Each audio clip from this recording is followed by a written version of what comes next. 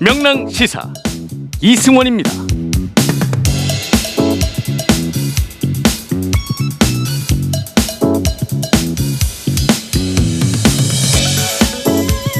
국회가 언론중재법 개정안 법안을 놓고 공방을 벌였지만 끝내 법안 처리까지 이어지지는 못했습니다. 국회 문체위원회는 야당 측 수정안을 받아본 이후에 오는 17일경 다시 회의를 열기로 했다고 밝혔습니다. 이 징벌 이런 5배 징벌적 손해배상제를 매기는 것을 가지고 언론에 재갈을 물리고 아까 전두환 박정희까지 이야기가 나오는데 정치 권력과 경제 권력으로부터 언론을 보호하기에는 미흡할 뿐 아니라 악용될 소지가 다분합니다. 기득권의 비리, 노동 탄압 등의 공론화를 막기 위한 전략적 봉쇄 소송의 수단으로 악용될 것이 불을 보듯 뻔합니다. 국민의힘 이준석 대표와 윤석열 예비후보 캠프가 당대표 탄핵 발언을 놓고 충돌하고 있죠. 이런 가운데 이준석 대표가 지난 3월 윤 전 총장이 대통령이 된다면 지구를 뜨겠다라고 말한 사실이 뒤늦게 알려지면서 논란이 일고 있습니다. 나는 윤석열 총장 단독은 어렵다 보고 그래서 윤석열 총장이 좋은 업자랑 같이 결합되면은 굉장히 시너지 효과가 크다. 업자가 좋은 업자가 붙었어. 그 이준석한테 야 너 와라 이러면 어떡할 거야? 나는 대통령 만들어야 될 사람이 있다니까. 누구? 어? 유승민.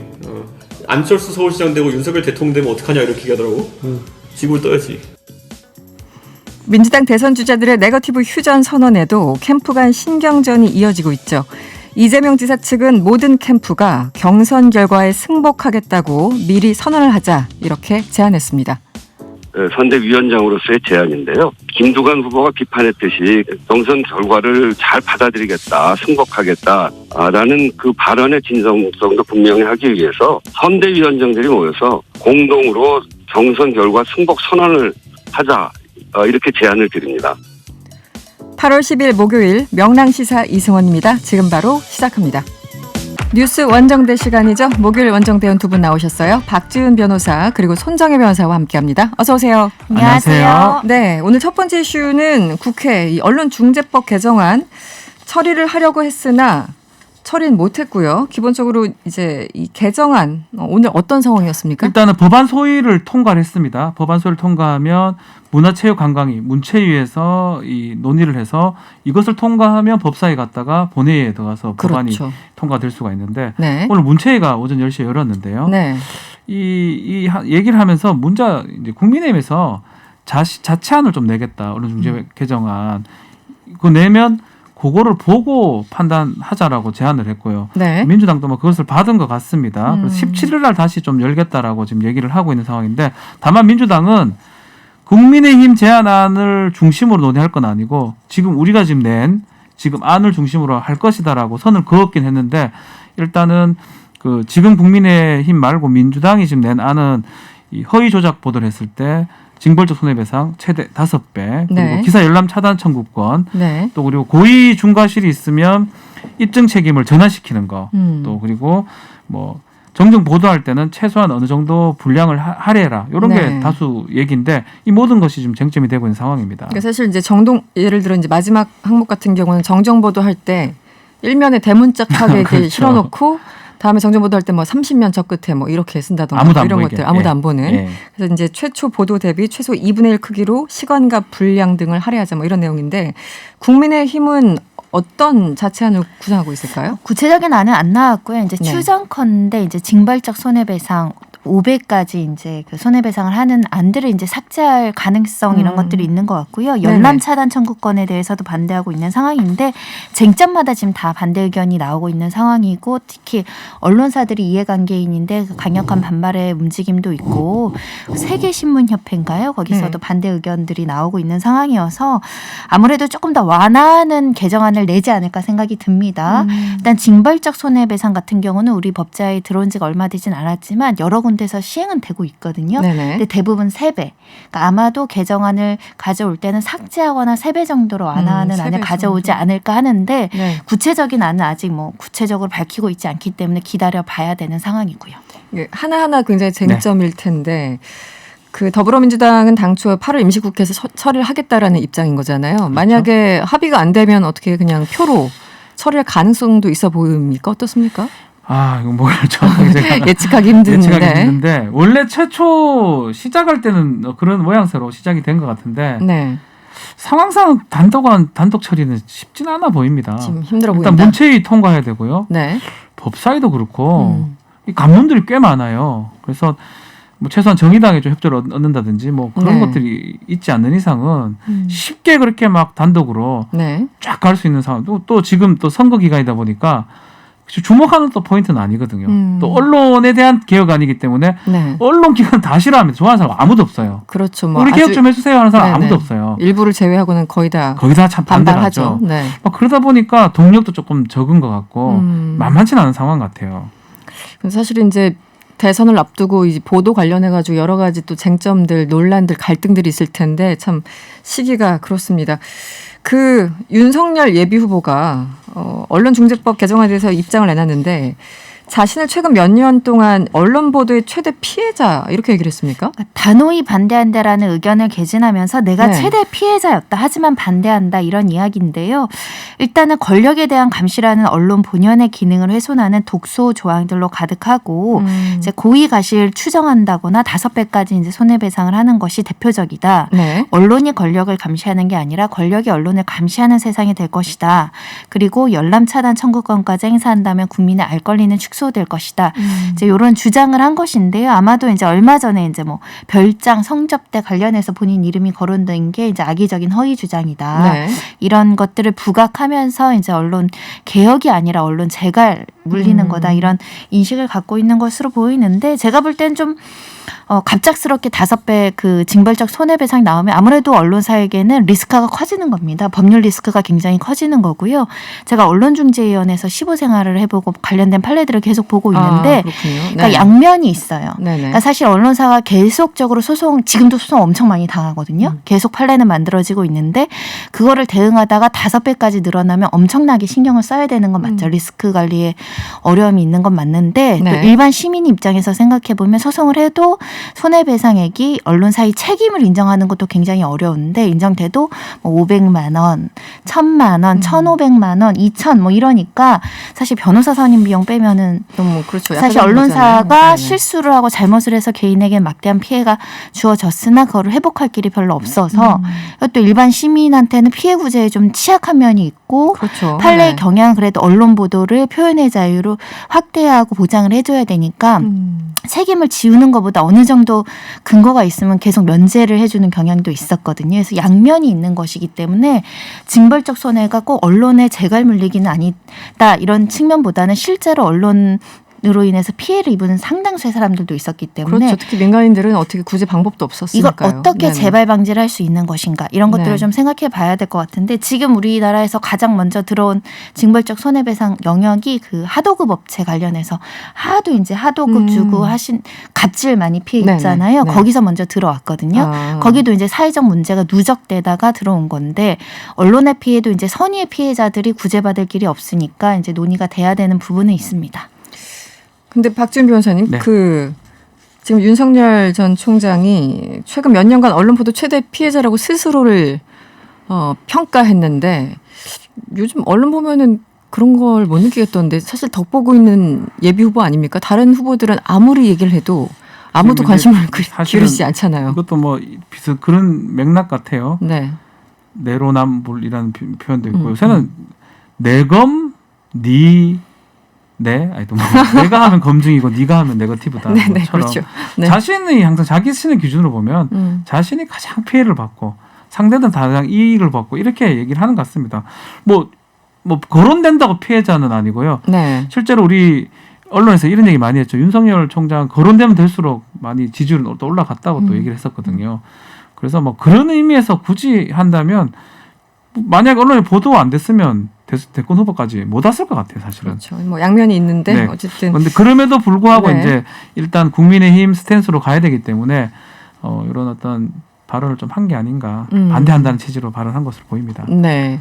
이게 고의 중과실이 인정이 돼야 되잖아요. 그렇죠. 웬만한 기자분들이 의도적으로 정말 사소한 것만 확인하면 되는데 못해서 중과실이 인정되는 일은 그렇게 많지가 않습니다. 최근에 네네네. 그런 느낌이 제일 드는 건 뭐 확정된 건 아닙니다. 여러 가지 조국 전 장관 관련된 일러스트 네네. 사건이라든지 네. 세브란스 조민 씨 그 갔다는 거 그런 거는 사실은 중과실 정도거든요. 그렇죠. 고의하고 중과실은 네. 거의 법적으로 같이 봅니다. 네. 민사를 같이 보는데 그만큼 고의에 가까운 과실이라는 거거든요. 사실 잠깐만 확인할 수 있는 건데 확인을 못했던 거니까 일반 과실을 보기는 좀 어렵지 않나. 저는 개인적으로 그렇게 그렇죠. 봅니다. 그런 케이스들을 보면은 이 법이 또 필요하다고 생각하시는 그렇죠. 분들 많을 테고 피스님이 문자 주셨는데 금융 실명제처럼 일단 실행을 하게 되면 순기능이 역기능보다는 훨씬 많을 것입니다. 이런 의견을 주셨네요. 알겠습니다. 뭐 8월 임시국회 안에 통과되는지 조금 더 봐야 될 것 같고요. 다음 이슈로 갈게요. 제가 오프닝에서도 말씀드렸었는데 그 윤석열 예비후보 그리고 이준석 대표가 지금 뭐 심심찮게 갈등을 뭐 보이고 있죠. 계속. 한 유튜브 채널의 네. 발언이 이제 굉장히 문제가 되고 있는데요. 네. 지난 3월 6일 유튜브 채널에 이제 이준석 대표가 그때는 대표 시절이 아닙니다. 그렇죠. 네. 그때 인터뷰에서 안철수 대표가 서울시장 되고 윤 전 총장이 대통령 되면 어떻게 할 거냐 이런 질문을 받았는데 그러면 나는 지구를 떠나야지. 이게 좀 약간 농담 섞인 약간 대답을 하기도 농담식으로. 했었고요. 그러면서 난 문재인 대통령이 되면 이민 가겠다고 한 사람이다. 이렇게 이야기를 했고요. 또 윤 전 총장이 와라 이렇게 하면 어떡할 거냐 이런 물음에 난 대통령 만들어야 할 사람이 있다. 유승민 내가 당권을 잡을 거야. 이렇게 말한 이 내용이 회자되면서 네. 지금 이준석 대표가 윤석열 예비후보를 흔드는 것이냐 아니면 윤석열 총장 측에서 이준석 대표의 권위를 인정하지 않는 것이냐 갈등이 굉장히 심화되고 있죠. 상당히 이제 이거는 뭐 이전에도 비슷한 얘기를 하긴 했지만 저도 뭐 유튜브 채널에 네. 가끔씩 출연하고 뭐 손 변호사도 하나요? 유튜브는 가끔 네, 하는데 박 변호사는 자주 하시죠. 가끔이 아니라. 약간 네. 이런 게 있어요. 이준석 대표도 이제 당신 대표는 아니었어요.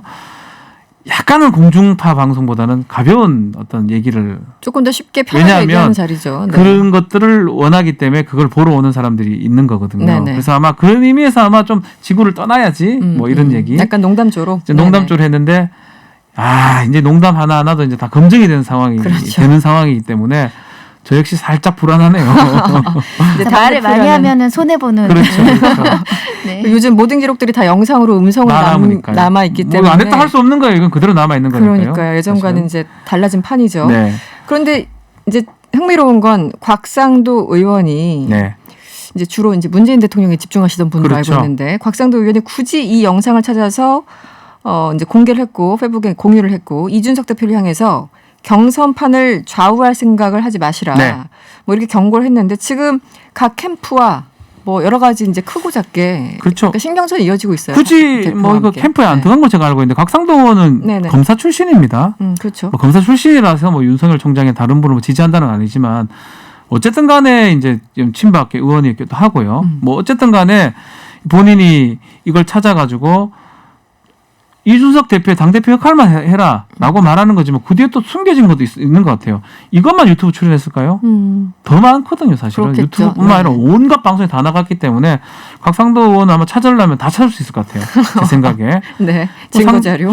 상당히 이준석 대표 입장에서는 조금 당대표여서 앞으로 좀 어떤 특히 당 경선을 대선 경선을 관리해야 되는데 뭔가 조금만 좀 불공정한 느낌이 든다 그러면 빌미가 잡힐 것 같아요. 네. 다 알아. 저때 얘기하더만 결국 유승민 편 드는구나. 이 얘기 나올 수밖에 없거든요. 이미 경선 당대표 전에 6월 11일 그 당대표 되기 전에 이제 경선 기간에도 그런 얘기 많이 했었죠. 제가 만약에 당대표가 된다면 가장 피해를 많이 볼 사람이 유승민이다. 네. 그러니까 내가 뭘 해도 다 유승민을 위한 거지 이런 오해를 받지 않기 위해서 난 행동할 것이다 라고 얘기를 하면서 이제 그런 얘기를 했는데. 경선 중 얘기했었죠. 네. 네. 어쨌든 과거에 또 발언들을 또 무시할 수는 없으니까. 네. 심지어 윤석열 그 캠프 측에서 탄핵이란 단어를 거론해가지고 지금 이것도 굉장히 파장이 커지고 있었어요. 네, 어떤 상황이죠? 실언으로도 보이는데 신지호 네. 정무실장이죠. 신지호 전 의원이 한 라디오에 가서 아무리 대통령이라고 할지라도 헌법과 법률에 근거하지 않는 것은 탄핵도 되고 그런 거 아닌가. 앞에 당대표의 결정이라도 라는 말을 함으로 인해서 당대표도 그 결정이 문제가 있으면 탄핵이 될 수 있다라는 취지로 해석할 만한 이야기를 하면서 논란이 됐고요. 그럼 네네. 이준석 탄핵론이 이제 보도가 되기 시작한 겁니다. 네네. 일단은 지금 나오는 보도는 윤석열 예비 후보가 이준석 대표한테 전화를 직접 해서 이 부분에 대해서 오해하지 말아달라, 이해해달라는 취지로 이제 발언을 했다고 하는데요. 후속 보도로는 또 이준석 대표가 그런데 유감의 표시나 사과의 의사 표시가 없었다. 또 이렇게 지금 앙금 섞여 있는 내용들이 나오고 있어서 유감 표시가 없으면 이준석 대표 입장에서는 탄핵이라는 발언은 사실은 좀 지나친 발언이기 네네. 때문에 당연히 불쾌할 수밖에 없고 그렇죠. 모종의 네. 의도가 있다라는 움직임으로 해석할 여지가 있기 때문에 이것은 실언이니까 그렇죠. 명확하게 사과를 해야 되는 부분입니다. 사과를 뭐 하긴 했어요. 네. 신지호 실장이 사과를 하긴 했는데 이제 문제는 신지호 의원도 MB 때 이제 국회의원 하고 한참 동안 방송 활동을 했습니다. 네, 방송 뭐 많이 저랑도 상당히 뭐 했죠. 손배에서 마찬가지겠지만 네네. 방송이라고 생각하고 하면 이런 거 재밌거든요. 말하기에 비유하기에 좋은 건데 네. 근데 이 사람 방송인이 아닙니다. 이분은 이제 캠프 정무실장. 사람이에요. 정무실장. 네네. 무슨 말을 하든 간에 다 언론 기사들은 준비하고 있는 거거든요. 그냥 말할 때는 방송에서 말하는 거는 뭐 대통령 탄핵도 가능한데 뭐 네. 이렇게 표현할 수 있지만 결국은 두 가지만 띈 거예요. 당대표 탄핵 두 가지 단어가 나오면 당대표 탄핵해야 되는 이렇게 워딩이 되는 거거든요. 제목 잡기가 쉽죠. 네. 그래서 상당히 곤란해진 상황이 아닌가. 또 이준석 대표 입장에서 상당히 불쾌할 수밖에 없는 거고요. 왜냐하면 최근에 와서 당대표 흔들기 뭐 이런 얘기 많이 나오고 있는데 그래서 뭐 지금 캠프에 여러 방송하는 분들 많이 가 있고 네. 또 캠프 사람들 방송 엄청 하세요. 그렇죠. 막 경쟁적으로 많이 하죠. 저도 서로 조마조마합니다. 그 듣고 있으면. 어떤 발이 나올 것인가. 네. 지금 그나저나 이제 여러 가지 쌓였었죠. 뭐 입당하는 그 시기부터 해가지고 절차의 문제부터 해서 봉사, 뭐 봉사 네. 활동 등등 이제 토론회하는 것도 지금 말이 그렇죠. 많고요. 그래서 결국 이제 토론회까지 오다가 이제 탄핵론까지 이제 탄핵이란 단어까지 등장한 그런 상황인데 아직까지 윤 전 총장은 토론회 참석하겠다는 그 여부를 밝히지는 않았어요. 만약에 홀로 안 나간다면 어떨까요? 플러스가 많을까요? 마이너스가 많을까요? 그러니까 캠프 입장에서는 이게 네. 아직 이게 준비되지 않아 있다는 어떤 실언이나 이런 것들이 또 재발될 염려가 있기 때문에 조금 조율했으면 좋겠다라는 의견이 있을 텐데 당대표는 또 여러 가지 플랜을 짜고 있고 사실 여당 경선에서는 벌써 토론회가 몇 번이나 진행이 됐었잖아요. 그렇죠. 그러니까 야권에서도 토론회 진행해야 된다 공식적으로 이렇게 이야기를 하고 있는데 윤석열 후보가 지금 확답을 안 했다라는 거예요. 아직은. 예, 그게 불리하다라고 판단하기 때문에 안 했을 가능성이 있는데 이런 것들도 사실 물밑 작업으로 실무자들이 좀 조율할 필요가 있는데 이건 브리치가 지금 공개적으로 거론이 되고 있는 상황이어서 뭔가의 네. 불협화음이 계속될 가능성이 있다. 네. 또는 나아가선 지금 권력 다툼으로 보여질 여지가 있다. 좀 유의해야 되는 시점입니다. 아마 윤석열 후보 입장에서는 하기 싫을 겁니다. 그렇겠죠. 14명이 네. 있는데요.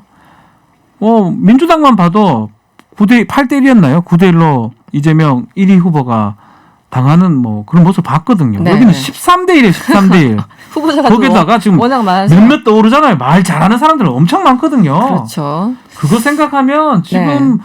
윤석열 후보가 뭐 1인 1부설, 1인 1실수 얘기하는데 거기 가서 기본적으로 이 사람은 이 피의자를 신문했던 사람입니다. 그렇죠. 뭐 이렇게 방어하는 변호하는 그런 걸 잘 해봤던 사람은 아니거든요. 항상 갑의 위치에 있었고. 그렇죠. 그렇다면 네. 거기서 말싸움이나 토론하는 과정에서 엄청난 실언이나 엄청난 싸움이나 감정의 모습이 보인다면 이거는 뭐 지금보다 훨씬 안 좋아진다는 게 아마 자명한 판단 같아요. 캠프도 그렇게 판단하고 있고. 근데 연습해야 되지 않겠어요? 근데 왜냐하면 실제 본선 가면 이제 더 어마어마한 연습을 지금 하는 공격이 것보다는 들어오는데. 조금 뒤에 연습하고 싶지.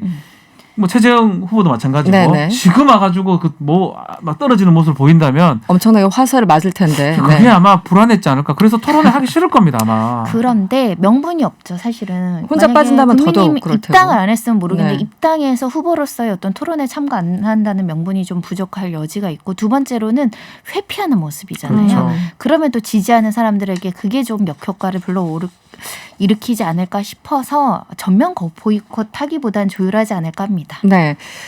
여권으로 가보죠. 지금 이재명 캠프 측과 뭐 이낙연 캠프 측 간의 신경전은 자주 이제 말씀을 드렸었는데 오늘 각 캠프 선대위원장들이 모여서 공동으로 경선 결과 승복 선언을 하자 이런 제안이 나왔습니다.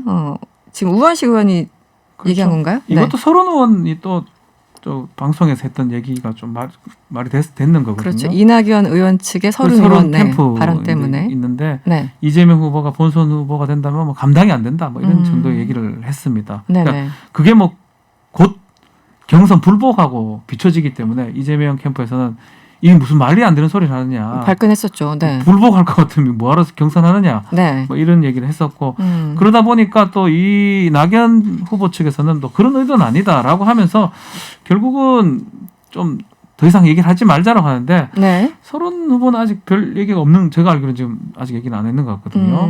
뭐 방송에 자주 나오시니까 네네. 한번 입장을 좀 얘기를 해줘야 되는 거 아니냐. 뭐 서른 의원은 페이스북에는 얘기를 했네요. 네. 그 제 머릿속에는 경선 불복이란 단어가 없다 이렇게 얘기를 하긴 했는데 지금 근데 이건 너무 좀 웃기다고 네. 얘기하긴 좀 그런데 좀 웃겨요. 왜냐하면 당연한 걸 당연하다고 선언하자고 하니까 네. 이게 정치인들이 그렇죠, 이상하죠. 이 중요한 시점에 네. 그럼 경선 해가지고 결과에 승복 안 하시면 어떡할 어떡할 거예요? 거야? 뭐 소송할 거예요? 어떡할 거야? 사실은 이거는 약간 안 하는 게 나은 이벤트인데 이제 근데 서른 의원의 말이 이제 지금 책에 잡힌 상황이어서 그런 이제 저격하는 네. 메시지를 담고 있는 어떤 정치적인 선언이지 실제로 다 모여가지고 우리 경선에 승복합시다 선언 이러면 좀 재밌을 것 같아요. 효도합시다 하는 거 똑같은 거예요.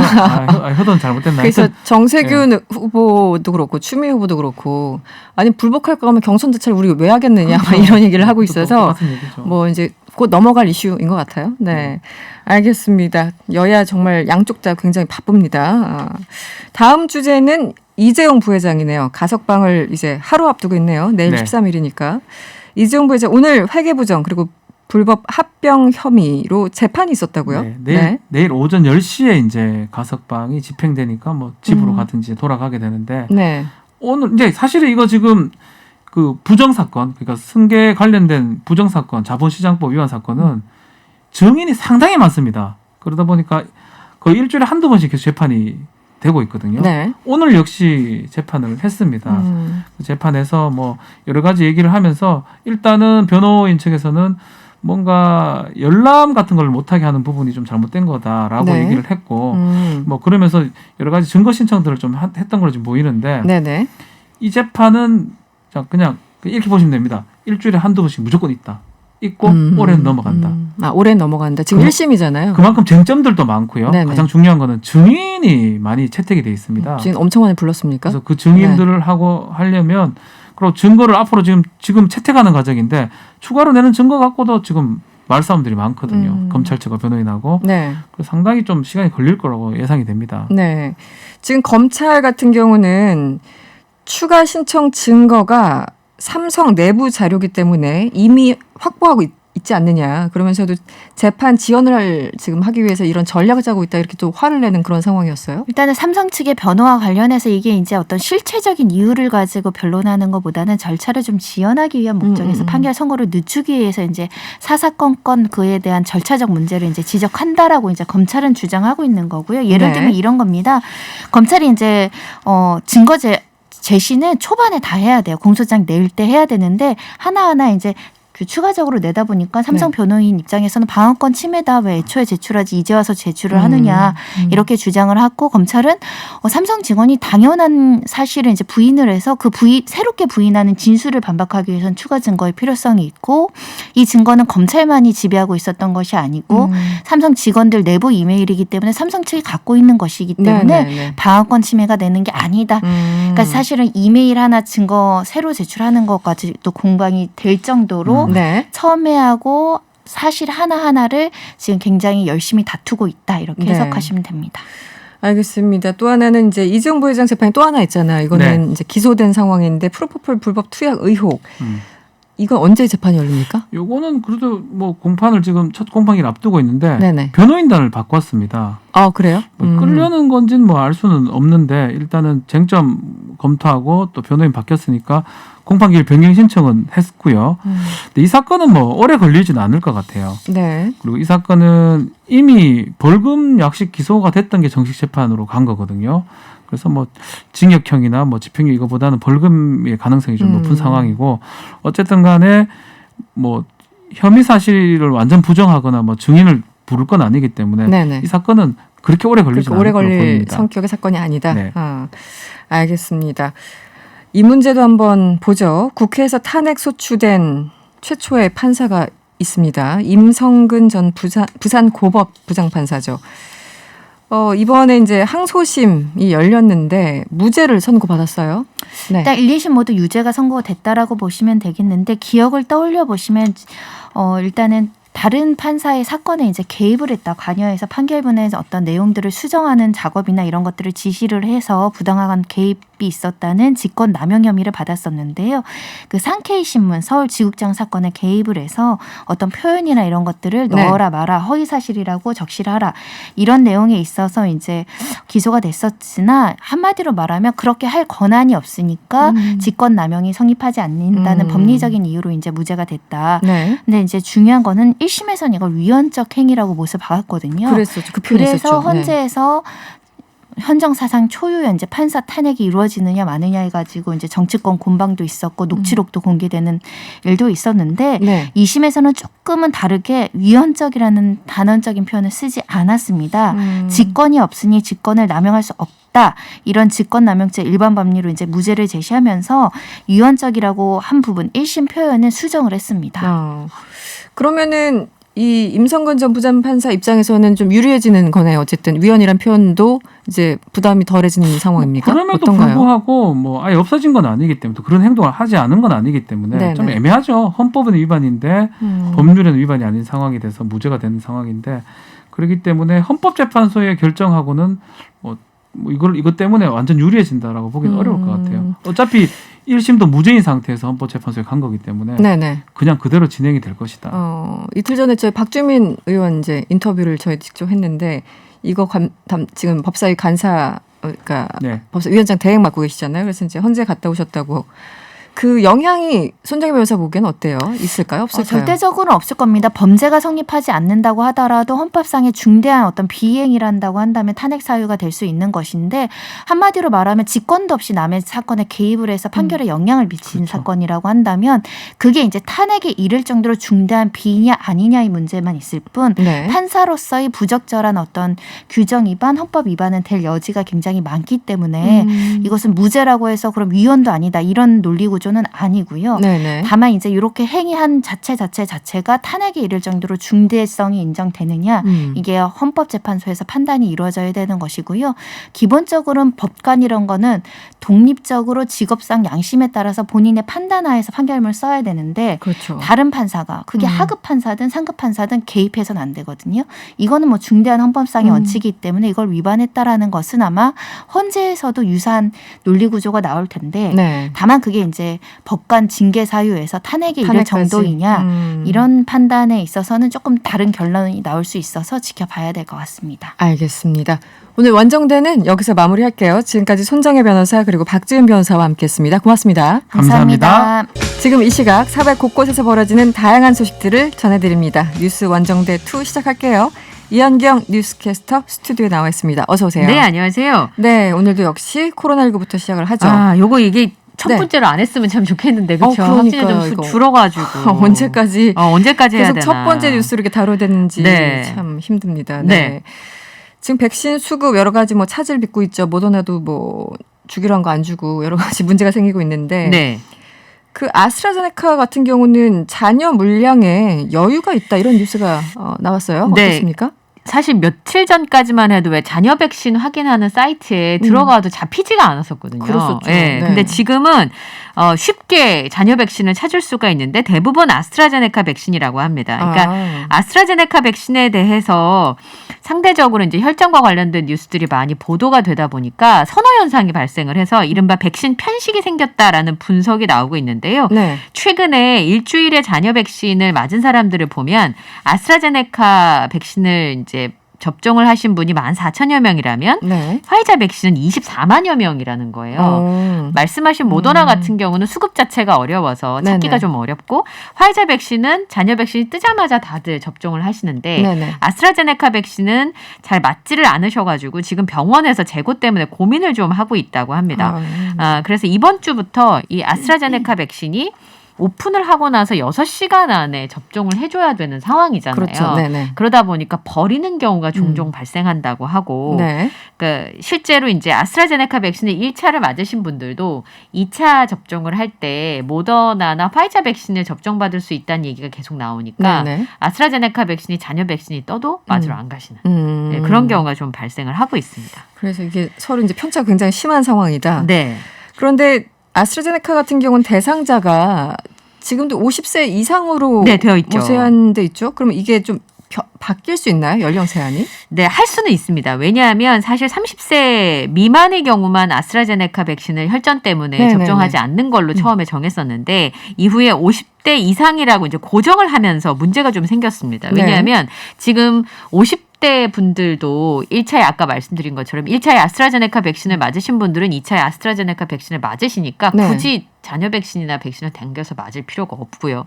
그다음에 말씀드린 것처럼 50세 미만의 경우에는 아스트라제네카 백신을 맞지 않는다고 이제 네. 얘기를 했기 때문에 네. 이제 그런 부분이었는데 백신이 지금 부족하잖아요. 그러니까 1차 접종을 좀 더 저변을 확대해서 접종을 해야 되니까 정경질병관리청장이 아스트라제네카 백신의 접종 연령을 인하하는 것에 대해서 얘기를 좀 했고 검토를 하고 있습니다. 근데 네네. 문제는 뭐냐면 아스트라제네카 백신을 50대 이상에게 접종하겠다라고 방역 당국에서 얘기를 했잖아요. 네네. 그런데 그거를 스스로 한 말을 깨고 40대 이상 뭐 이렇게 변경을 하게 된다 그러면 뭐야 백신이 모자라서 안 된다고 하더니 또 백신을 접종하는 거야 네. 하는 신뢰의 문제가 발생한다는 그렇죠. 거죠. 네네. 이제 그 실제로 보면 아스트라제네카 백신을 30세 이상에게 접종하는 건 사실 문제가 없습니다. 왜냐하면 다른 국가에서는 얼마든지 그렇게 하고 그렇죠. 있기 때문에요. 네. 네. 근데 애초에 50대 이상이라고 못을 박은 데다가 한번 이야기한 것을 번복하게 되면 그게 부담이 좀 예, 되니까. 그게 충분히 행정적으로 그다음에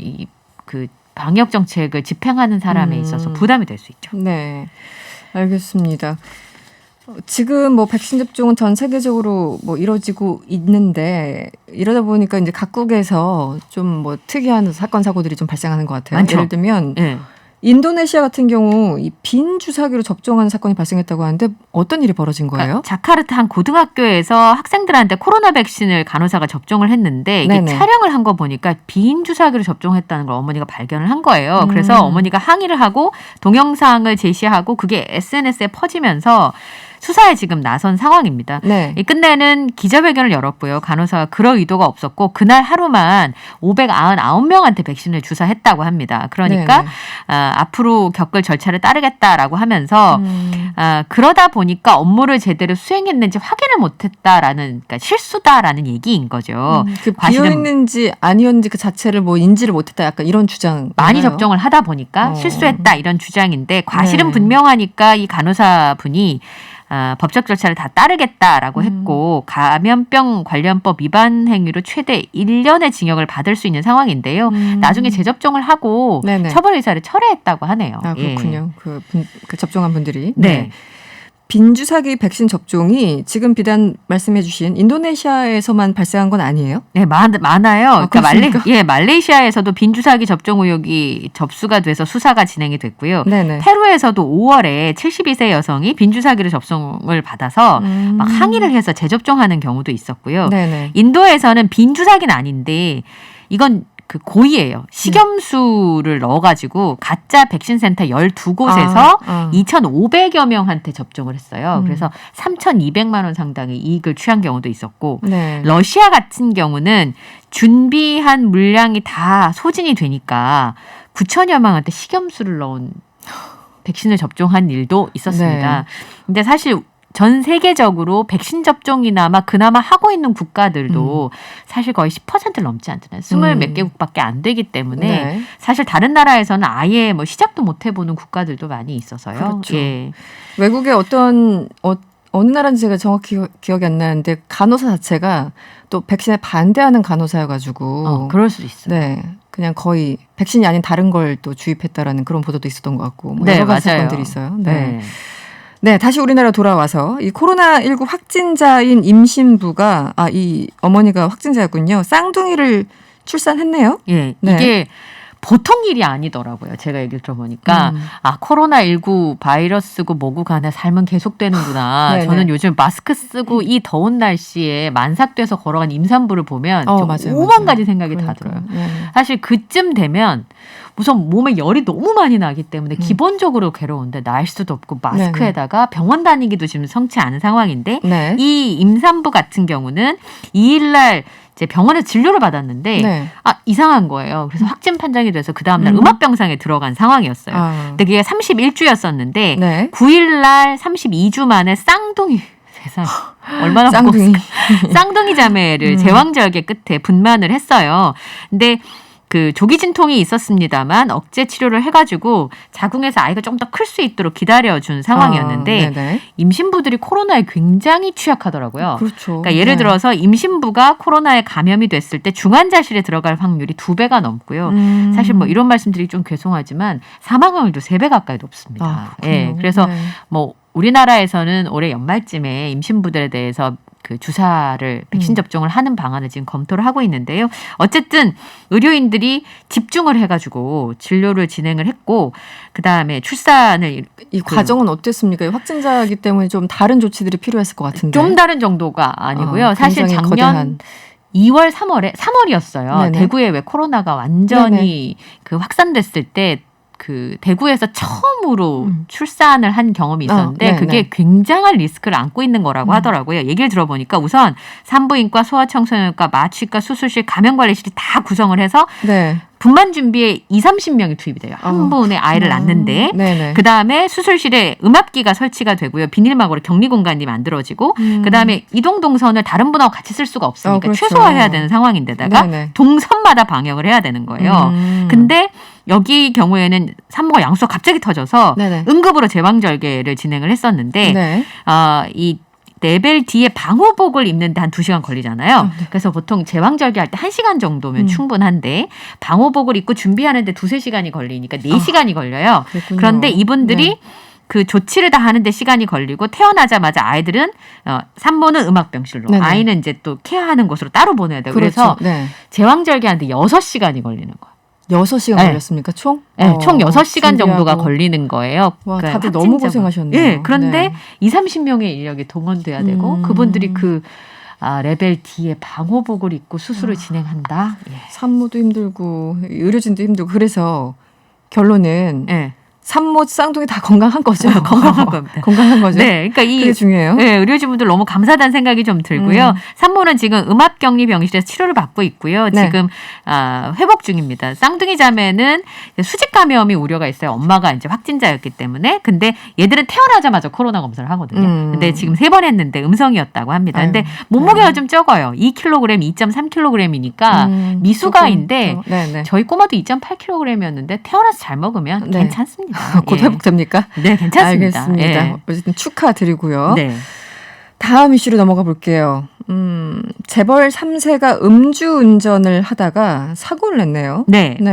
어떤 사건입니까? 정의사 현대차그룹 회장의 장남인 정모 씨가 만취 상태로 차를 몰다가 사고를 냈어요. 이게 개막식 다음 날, 도쿄올림픽 개막식 다음 날이었어요. 근데 10일에 이제 약식 기소로 벌금 900만 원의 약식 기소가 됐는데 24일 새벽 4시 45분.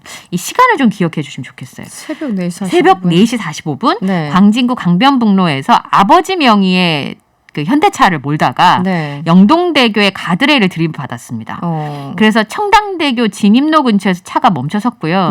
그 앞에 범퍼하고는 파손이 됐고 다른 차량이랑 다행히 충돌하지 않아서 인명피해는 없었습니다만 20대 초반이에요. 22살이니까. 아버지 차를 몰다가 새벽에 술에 취해서 사고를 낸 겁니다. 새벽 4시 45분에 이 시간에. 술을 얼마나 마셨습니까? 혈중 알코올 농도가 0.164%인데요. 면허 취소가 0.08%니까 만취 상태였다 이렇게 그러네요. 보시면 되고 저는 어디서 술을 마셨나 이게 제일 궁금했거든요. 지금 시간이, 사실 그렇죠. 근데 삼성동에 있는 지인의 아파트에서 술을 마신 뒤에 3.4km를 직접 운전을 했다고 합니다. 그래서 지금 입건을 하고 10일에 약식 기소를 한 건데요. 이 0.164%면 그 드시는 분들 얘기 들어보니까 기억이 안 난대요. 이 정도면 기억이 안 나는 수준. 아니 대리운전도 있고 뭐 택시도 있고 네. 우리나라 교통수단 많잖아요. 물론 이제 새벽 4시 45분이라는 한계가 있지만 네. 왜 이랬을까요? 그래서 많은 분들이 뭐 술 먹고 싶으니까 그랬겠다. 뭐 저는 그렇게 생각은 합니다만 우선 누리꾼들이 너무너무 화가 났어요. 이유가 그러니까요. 뭐냐면 네네. 누구는 사회적 거리두기 지키느라고 집 밖에도 못 나가는데 네네. 화가 난다. 그리고 0.164%면 운전이 기억이 안 날 텐데 그 상태로 청담대로를 건너려고 했단 말이야. 뭐 이런 얘기들도 많이 있고요. 네네. 맥주 한 잔에도 나는 꼬박꼬박 대리 부르는데 그렇죠. 너무한 거 대부분은 아니냐. 그렇죠. 네. 이런 부분들이 있는데 둘이서 술을 마셨을까? 그다음에 새벽 4시 45분이면 보통 가게들은 10시에 문을 닫잖아요. 네네. 그리고 방역수칙도 6시 이후엔 2명 이상 만나면 안 되는데 이걸 위반한 건 아닌가. 아버지가 양궁협회에다가 그렇게 지원을 많이 하셔봐야 네. 아들이 사고 한 번 이렇게 내면 바로. 네, 이런 문제가 생기니까 지금 사실은 코로나 확산이 너무 심각해서 네. 광복절 연휴 휴가 때 되도록 집에서 보내달라고 신신당부를 하고 있는 중이잖아요. 대체 공휴일 때문에. 예, 그래서 네. 이제 불가피하게 이동할 때는 마스크도 착용하고 거리두기도 지켜달라. 그리고 복귀하기 전엔 임시 선별 검사소 들러서 선별 검사부터 받아달라. 뭐 이런 그렇죠. 네네. 부탁을 하고 있는데 네. 그런 상황에서 이런 뉴스가 전해지면 듣는 사람은 지키는 사람은 항상 허무해지는 상황. 그러니까요. 그게 제일 나만 힘들어가 제일 억울하잖아요. 그렇죠. 예, 네. 좀 그렇습니다. 예. 아유, 상황이 이게 이제 뭐 방역 수칙도 그렇지만 일단 음주운전은 남의 생명을 위협하는 거기 때문에 술은 자기가 먹고. 그러니까요. 네. 네. 여러 가지 안 좋은 소식들이 있었군요. 알겠습니다. 오늘 원정대는 여기서 마무리하겠습니다. 지금까지 이현경 뉴스캐스터와 함께했습니다. 오늘 고맙습니다. 감사합니다. 네, 명랑시사 2부는 여기서 마무리하고요. 잠시 7시 3부에 이어집니다. 이승원의 명랑시사 3부 시작했습니다. 한 주간 화제된 화제 말들을 만나보는 시간이죠. 좋은 말, 나쁜 말, 이상한 말. 오늘도 두 분 나오셨어요. MC 장원 씨 그리고 정상근 기자와 함께합니다. 어서 오세요. 안녕하십니까? 안녕하세요. 네, 오늘도 많은 말들이 기다리고 있어요. 네. 네, 여러분들 기대해 주시고요. 첫 번째 말 들어보죠. 국민의 삶은 국민이 책임져야지. 얼핏 보긴 맞는 말 같기도 하고. 네. 최재형 전 감사원장의 말이죠. 준비된 음성 먼저 들어보시죠. 문제가 있다고 생각하는데 국민의 삶을 책임지겠다라는 그러한 정부의 이건 굉장히 위험한 발상입니다. 국민의 삶을 국민이 책임져야지 왜 정부가 책임집니까? 국민의 삶을 정부가 모든 삶을 책임지겠다고 하는 게 바로 북한 시스템이거든요. 국민의 삶을 정부가 모든 삶을 책임지겠다고 하는 그런 정부는 세상에 없는 걸로 알고 있는데 어쨌든 네. 정상근 기자 자세한 설명을 좀 부탁드릴게요. 네, 이 얘기는 이 국민의힘 초선 의원들의 이 공부 모임이 있습니다. 네네. 이 명불허전 보수다라는 공부 모임인데 네. 여기에 이제 강연자들이 참석해서 강연을 하거든요. 근데 11일이죠. 그러니까 어제 이 최재형 전 감사원장이 강연자로 연단을 섰습니다. 어제. 네. 네, 그리고 이제 강연을 하고 이제 질의응답을 하던 중에 뭐 재정 관련된 질문이 나왔는데 그때 이제 최재형 전 감사원장이 이렇게 얘기를 한 거죠. 현재 이 정부의 목표 중에 제일 문제가 국민의 삶을 책임지겠다는 것이다라고 네. 얘기를 하면서 이게 위험한 발상이다라는 얘기를 합니다. 그러면서 국민의 삶은 국민이 책임져야지 왜 정부가 책임지느냐. 예, 국민의 삶은 정부가 모두 책임지겠다는 게 바로 북한 시스템이다. 이렇게 덧붙였는데요. 네. 이 얘기가 알려진 후에 뭐 여당에서는 당연히 비판이 나왔고요. 그렇죠. 그 야권에서도 이 하태경 의원이 이 국민의 삶을 책임지는 게 대통령의 기본 책무다라면서 뭐 국민의 삶은 당연히 뭐 국민 스스로도 책임을 져야겠지만 당연히 정부도 책임을 져야 한다. 이렇게 비판하기도 했습니다. 이게 또 대통령이 되고자 하는 분의 발언이잖아요. 그래서 훨씬 더 무게감이 있는데 어떻게 들으셨어요? MC 장원 씨는? 네. 일단 굉장히 어이없었죠. 사실 이 국민의 삶을 어디까지 이제 해석을 하신 건지 잘 모르겠습니다. 네, 네. 근데 말씀하신 것처럼 지금의 정부도 모든 삶을 책임지겠다는 게 아니라 기본적인 복지, 국민의 생활과 안전을 지키는 수준에서의 국민의 삶을 이야기하는 거거든요. 네네. 근데 그걸 좀 약간 일부러 과장되게 해석을 하신 것 같아요. 네. 그래서 이 사실 이제 보수 정당의 예비 후보시니까 사실 보수 정당의 가치도 국가 안보를 통해서 국민의 생명과 안전을 지키는 게 제일 가치가 있는 거 아니겠습니까? 네. 근데 국가의 가장 기본적인 기능을 부정하는 듯한 발언으로 해석될 여지가 있기 때문에 이 좀 굉장히 좀 안타깝고 좀 아쉬운 발언인 것 같습니다. 네. 어떻게 보였어요, 정상근 기자? 맥락을 이제 봐야 되는데. 네. 뭐 그러니까 모든 삶을 책임지지 않는다. 뭐 모든 삶을 책임질 수 없다. 뭐 이런 얘기는 뭐 이해는 하는데 네. 근데 뭐 문재인 정부가 뭐 그런 거는 아닌 것 같긴 하고요. 그렇죠. 네. 근데 가만히 생각해 보면은 이 국가가 내 삶을 책임져 주지 않는데 나는 왜 세금을 내고 있는가라는 혹시 내가 정치인들의 삶을 책임지고 있는 건가? 네. 그런 생각이 갑자기 제가 지난번에 낸 세금이 갑자기 떠오르네요. 예. 월급 주는 사람 따로 있고 네. 그렇죠. 사실 국민이 이제 월급을 주는 건데 네. 이런 식으로 따지면은 저 유럽 특히 뭐 서유럽이나 이제 북부 유럽 그 국민의 삶을 많이 책임지는 복지 시스템 좋은 네. 국가들은 다 북한과 같은 시스템인 건지 반문을 하지 않을 수 없고 오히려 북한은 지금 국민의 삶을 책임지지 않아가지고 오히려 그 문제 파괴하고 아닙니까? 예. 얘도 좀 잘못됐어요. 네. 네. 네, 이걸 이제 무리하게 현 정부 비판하다가 북한하고 연결시키려고 하니까 중간에 완전 점프가 여러 번 있었던 것 같은데 네. 그 최근 야당 대선 경선 후보들 보면 네. 뭐 여당도 마찬가지지만 이 실원들이 이제 그동안은 윤석열 전 총장 뭐 퍼레이드였다면 네. 요즘 이제 간간히 최재형 전 감사원장 얘기가 나오는 네. 것 같아요. 실원들. 네, 특히 네. 뭐 대표적으로 지금 사진 올린 것 때문에 가장 많이 논란이 됐었죠. 가족 모임에서 애국가. 를 사절까지 부르고 국민의례를 하는 모습. 네. 사실 저는 그 모습 보면서 그냥 일반적인 가정에서 자기들끼리 그냥 진행하는 행사였다면 아무런 문제가 없었겠죠. 누가 네. 그거에 대해서 간섭할 이유도 없고 본인들의 가족 문화라고 하면 사실 알 수도 없고 알 이유도 없죠. 근데 이제 대통령을 꿈꾸는 대선 예비 후보인데 이제 그런 사진을 공개적으로 제시했다는 건 네. 이 후보가 생각하는 바른 가정의 모습을 마치 기준을 제시한 것처럼 보여서 이렇게 하지 않는 가정이 요즘 대다수인데 그렇죠. 네, 이건 뭐, 네, 네. 그럼 그렇다면 우리가 잘못된 건가? 이렇게 하는 것이 맞는 건가?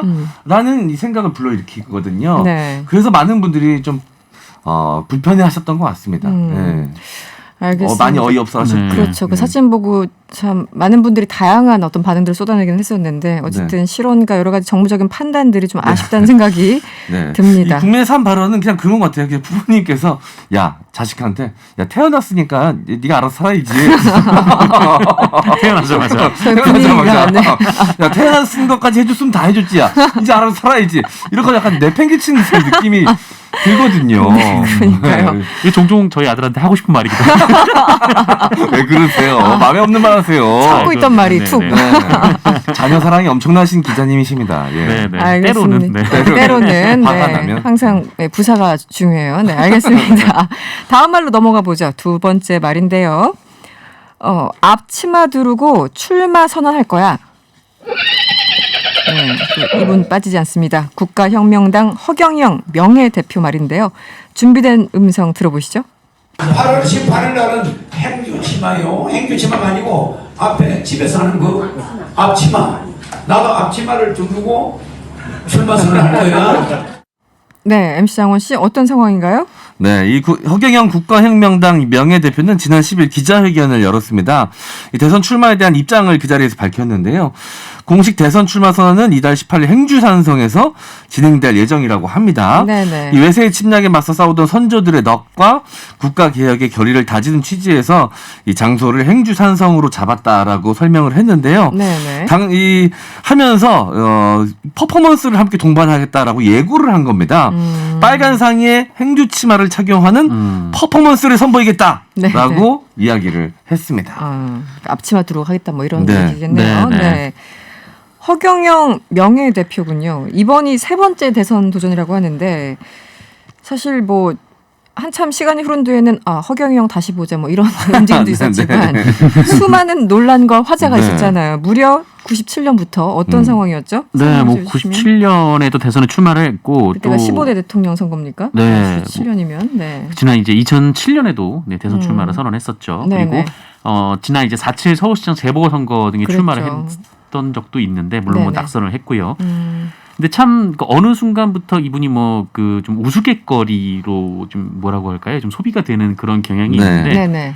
그런데 뭐 뭐랄까요? 좀 공중부양 뭐 이런 거는 뭐 좀 재밌긴 네. 하죠. 이제 네. 재밌긴 한데 눈만 바라봐도 치료가 되고요. 네, 좀 네, 그런 얘기들은 재밌긴 한데 네. 그런데 좀 뭐라고 할까요? 좀 이렇게 어르신들을 대상으로 이제 모금을 한다던가, 네. 네, 혹은 뭐 자기만의 뭐 특수치유법이다라고 얘기를 하면서 좀 이제 뭐 여성분의 이제 신체를 만지는 맞아요. 그 네, 영상도 굉장히 일들이 문제였죠. 있었죠. 네네. 네, 물론 이제 뭐 고소 고발이 되지는 않았습니다만 그래서 뭐 과거에 이제 뭐 그 여러 뭐 이른바 이제 탐사보도 프로그램에서도 이 분의 문제를 다뤘었는데 네. 그때 이제 그 한림대 이제 조은경 교수가 이런 얘기를 했었어요. 그러니까 이분은 뭐 법을 어기는 선을 넘어가지 않도록 다른 사람을 계속 조종하고, 그러니까 일종의 이제 사이비 종교처럼 가스라이팅 같은 건가요? 네. 좀 무책임하고 좀 기만적으로 살아가기 때문에 이 주변에 피해자가 계속 생길 거다 이렇게 네. 얘기를 하기도 했고, 네. 실제로 이분을 이제 따라다니면서 좀 이게 돈적으로 좀 피해를 봤던 분들도 실제로 나왔었어요. 네, 그래서 네, 네. 그분들이 이제 탐사보도 프로그램에 나가서 좀 피해를 호소하기도 했었는데. 뭐라고 할까요? 좀 그냥 단순히 우스갯거리로 치부를 하기에는 어떻게 보면은 또 피해자를 양산할 수 있는 약간 법적으로 그 선을 넘나드는 그런 상황이죠. 네. 예전에 제가 네. 이분 출소하실 때 네. 앞으로 인터뷰를 제가 했던 적이 있었거든요. 인터뷰요? 예, 그래서 인터뷰도 네. 했었어요. 네네. 근데 그때 저는 깜짝 놀랐습니다. 그 풍경을 보고.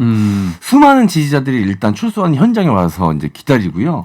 어르신들이 많이 계세요. 근데 이제 일일이 다 만나서 악수를 이렇게 이 허경영 이 대표가 그때 당시 다 만나서 악수를 했던 기억이 나고요. 네. 그 어르신들이 수고했다고 네. 용돈 주듯이 허경영 그 당시 총재한테 네네. 이렇게 이제 봉투를 이렇게 건넵니다. 정말요? 예, 네. 그러면 그 봉투만 이제 받아서 정리하시는 옆에 수행원이 따로 계실 정도로 많은 분들이 지지하고 응원을 보내시는 모습을 보면서 저는 그 전까지만 해도 그냥 재밌는 캐릭터. 네네. 또 이제 실제로 이제 수감 생활을 했기 때문에 잘못을 저지른 부분도 있으셨죠. 네네. 근데 그런 것들 이게 잘못한 사람 이런 이미지가 강했는데 의외로 그 주변에 이게 지지하시는 분들은 굉장히 맹신하고 있구나.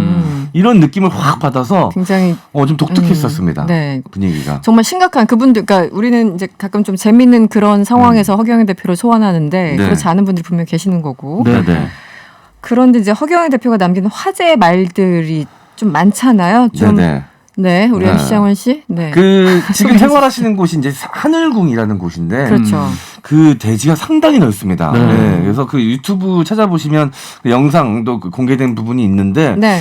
정말 야, 그 본인은 뭐 지상 낙원이라고 표현을 하시는데 초원 녹지가 엄청 넓게 펼쳐져 있고 네. 건물들도 굉장히 좀 고급스럽게 지어져 있고요. 네. 거기 또 이제 만나기 위해서 오시는 분들, 이 지지자분들, 신도분들이 또 많이 계셔요.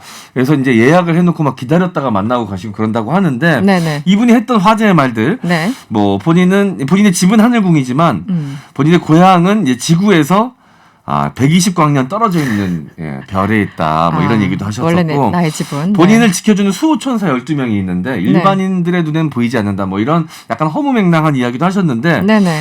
이 대선에 나오시면서 했던 공약들이 이후에 다시 재평가되는 부분도 있기도 합니다. 그렇죠. 일부는. 왜냐하면 그때 당시에는 너무 허무맹랑한 이야기라고 치부됐었는데 지나고 나서 어느 정도 현실화된 공약들이 좀 있거든요. 맞아요. 네. 예를 들면 출산수당, 결혼수당 같은 경우는 지금 후보들도 또 공약으로 내놓을 정도로 그리고 어느 정도는 또 현실적으로 지급도 되고 있는 부분이 있지 않습니까?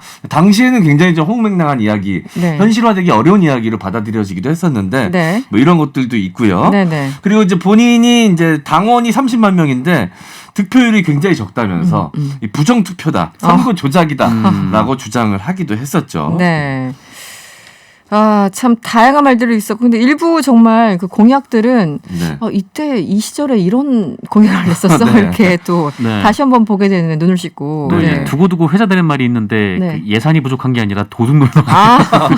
나라에 도둑놈들이 너무 많은 거다. 네. 그러니까 이게 워낙 많은 말을 쏟아내시니까 그 중에 하나 얻어 걸리는 것 같다는 생각은 들긴 하는데 어쩔 때는 또 굉장히 깊은 통찰력이나 예지력을 좀 선보이실 때도 아주 가끔은 있으신 것 같은데 뭐 다 계산하시고 뭐 이런 걸 예측해서 하시는 말씀은 아닌 것 같다는 생각이 듭니다. 뭐 시계도 하루에 2번은 맞으니까. 적절한 느낌이네요. 예. 한 2번 정도 맞죠. 네. 그나저나 앞치마 두르고 대선 출마하시는 분 보셨습니까? 최초 아닌가요? 이 정도 퍼포먼스면 이런 퍼포먼스는 좀 처음 본 것 같습니다. 네, 출마는 처음 보는데 이 항상 이제 선거 출마하신 분들이 이제 앞치마 메고 이제 배식을 그때는 많이 하셔가지고 그 장면을 많이 봤어요. 항상 지나쳐가는 코스 중에 하나죠. 그렇죠. 굉장히 어색한 자세로 앞치마 처음 두르면서 그런 퍼포먼스. 두 분이 기억에 남는 정치인의 특별한 퍼포먼스. 뭐 허경영 후보 벌써 후보인가요? 네, 명예대표.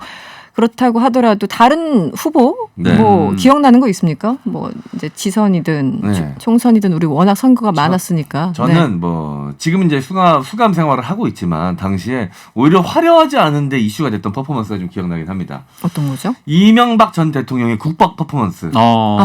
네, 굉장히 단순한데 네네.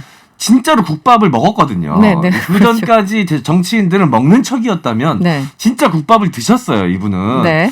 그래서 그게 굉장히 어떤 정치인이나 먹는 모습 보여주는 거, 시장 가서 음식 먹는 모습을 보여줬지만 그 이명박 당시 후보가 보여줬던 먹방은 좀 상당한 파급 효과가 있었거든요. 네네. 네, 그래서 그 퍼포먼스 자체로만 평가했을 때는 굉장히 성공적인 퍼포먼스였다. 왜냐면 그것만 봤을 때는 굉장히 좀 서민적이고 그 자체로. 국민들의 삶을 잘 이해할 것만 같고 그런 좀 착각을 불러일으키거든요. 예. 그럼 성공한 퍼포먼스. 네, 네. 성공한 퍼포먼스. 성공했죠 그때는. 네. 네. 그때 당시에는 성공했죠.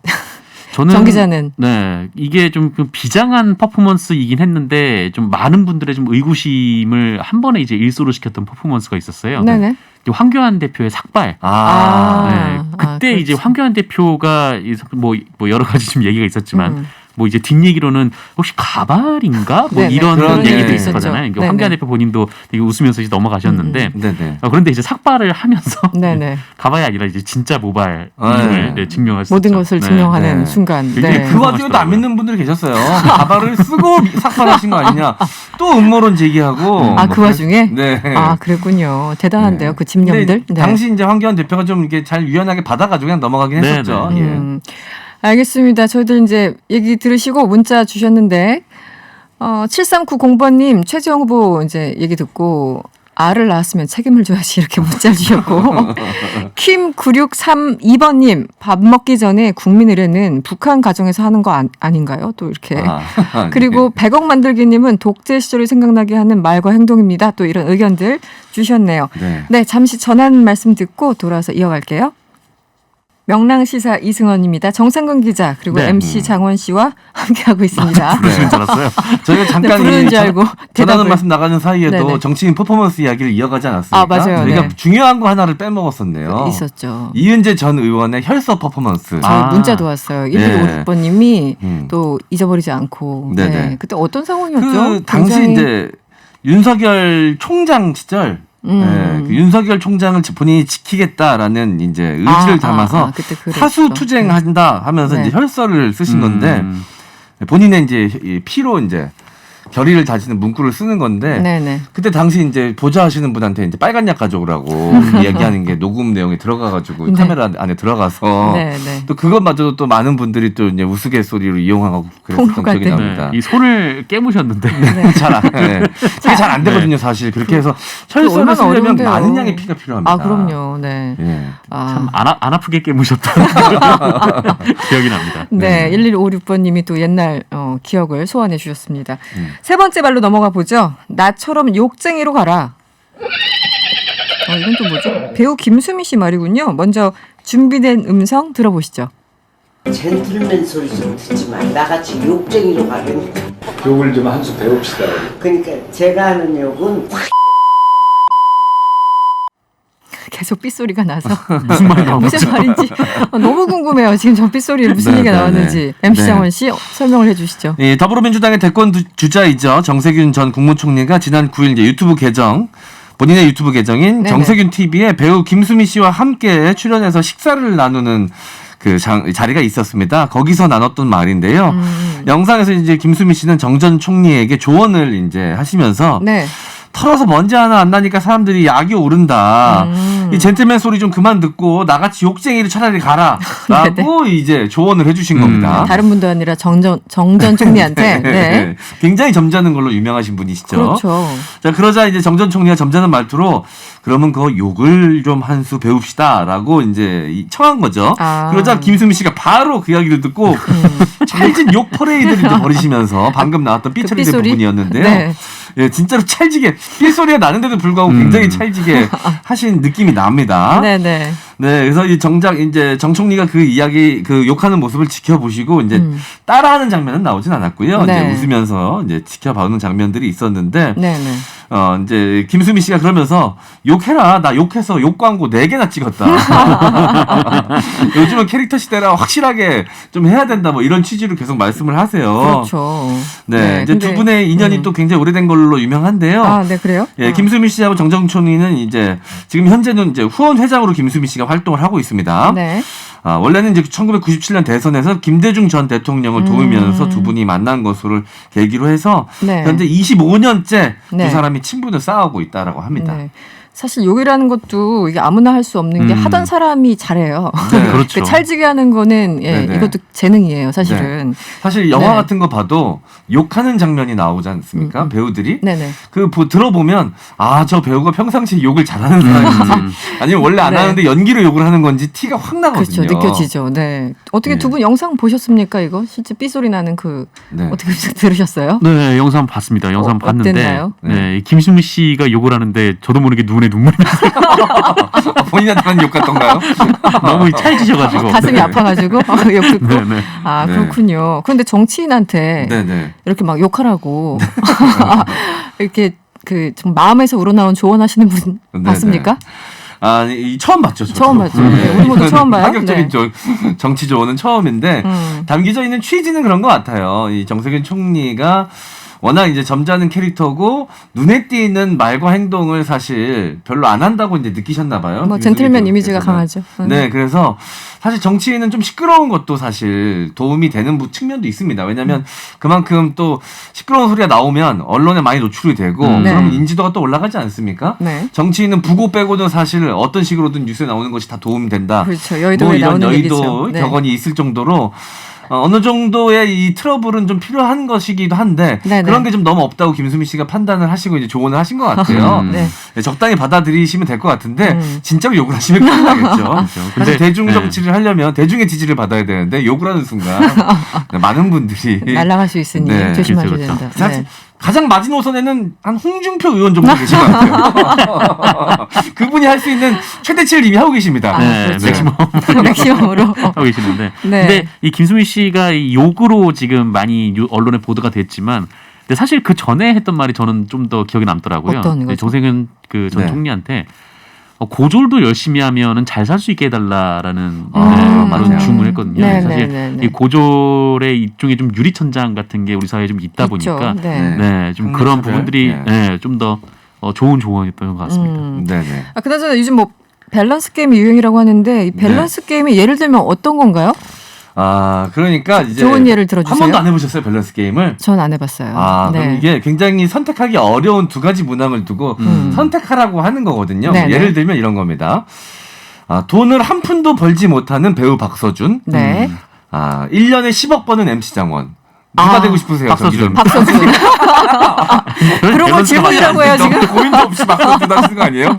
근데 밸런스가 하나도 안 맞는데. 질문으로 저도 박서준이 되고 싶네요. 그러니까 예를 들어 무슨 필요가 있습니까? 예를 들어 그런 게임이다. 네. 그래서 그럼 빗대서 욕을 하는 정세균 대 욕을 전혀 안 하는 김수미 한 네. 명만 골라주세요. 이거 어렵다. 예. 네. 일단 욕을 하는 정세균 전 총리 같은 경우는 너무 충격적일 것 같고 그리고 고운만만하는 김수미 이 배우는 너무 믿겨지지 않을 것 같고 어렵네요 이 문제가. 두 분 다 굉장히 안 맞는 옷을 입으신 거일 것 같은데 네. 이 중에서 뭐 좀 더 불편한 걸 고르는 건가요? 아니면 뭐가 낫겠다는 걸 고르는 건가요? 좀 낫겠다 뭐 이런 정도? 네. 확실히 좀 더 불편한 거는 욕하는 정세균일 것 같거든요. 그래서 저는 뒤에 있는 고운 말만 하는 김수미를 택하겠습니다. 네, 억지로 고르셨군요. 네, 알겠습니다. 좀 덜 불편한 걸 골랐습니다. 저는. 알겠습니다. 네 번째 말로 넘어가 볼게요. 김정은이 좋아하겠네. 박상학 자유북한운동연합 대표 말인데요. 정 기자, 네. 어떤 상황이죠? 이 박상학 씨가 지난해 6월에 이제 자신의 주거지로 찾아온 그 SBS 취재진에게 벽돌을 던졌거든요. 그래서 상해를 그렇죠. 입혔고, 그리고 그날 또 신변보호 업무를 하던 경찰관들이 자기 주소를 취재진에게 가르쳐준 거 아니냐라고 의심을 해서 또 가스총을 발사를 했습니다. 경찰관 분들에게요. 네. 그래서 이제 기소가 됐는데 법원에서 이 징역 8개월에 집행유예 2년을 선고를 했고요. 네. 이 공판이 끝난 후 이제 취재진이 박상학 대표의 입장을 묻자 김정은, 김여정이 좋아하겠다라는 짧은 말만 남기고 현장을 벗어났습니다. 그렇군요. 그런데 뭐 김정은, 김여정이 굳이 좋아할까요? 어떻습니까? 그만큼 이제 영향력이 있느냐가 문제일 텐데. 사실 이제 박상학 자유북한운동연합 대표가 유명해진 게 이 대북전당 살포 때문이지 않았습니까?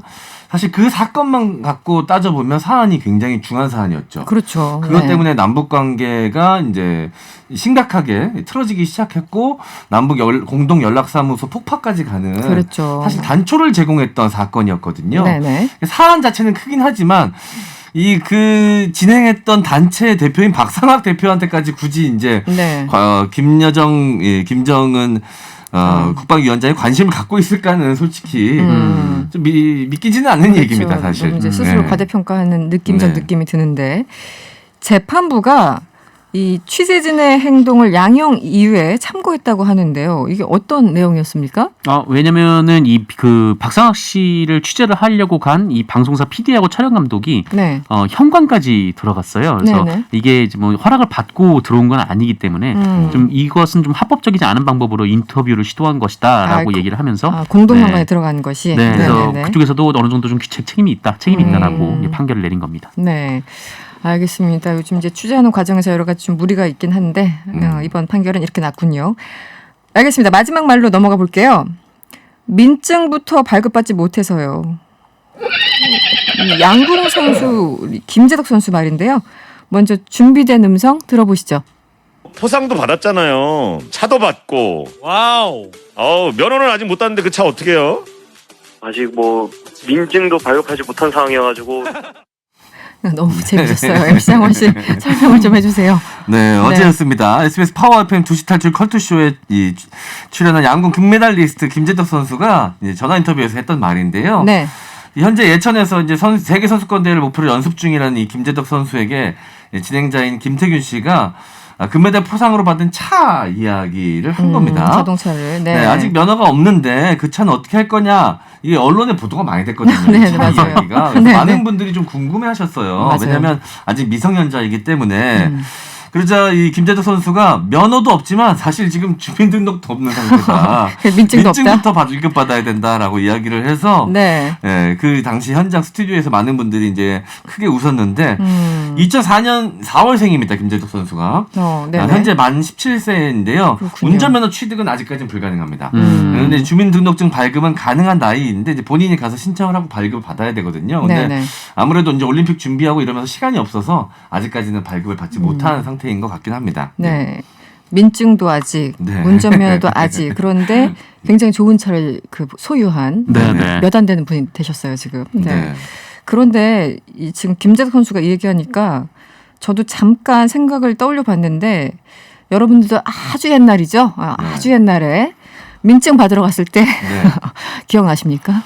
저 때 솔직히 받으러 갔을 때는 기억이 잘 안 나요. 동사무소에서 받았던 기억이 나는 것 같은데 어렴풋이 저 때는 두 분 다 비슷할 것 같긴 한데 노란 그 종이 재질의 코팅된 주민등록증이 있거든요. 기억들 나십니까?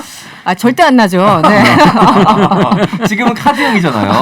카드형이죠. 그때는 실제로 그 노란색 종이에 사진을 붙여서 풀로 붙여서 코팅해가지고 지갑 속에 넣어놓으면 막 구겨지고. 네, 구겨지고 잘못 빨면 지갑이랑 같이 빨면 이제 하얗게 바래지죠. 네, 그랬던 기억이 납니다. 그래서 저는 받아서 굉장히 좀 기뻤던 기억이 나긴 해요. 왜냐면 이제 좀 대한민국의 국민으로서 뭔가 나도 이제 한 몫을 할 수 있는 그런 때가 왔구나.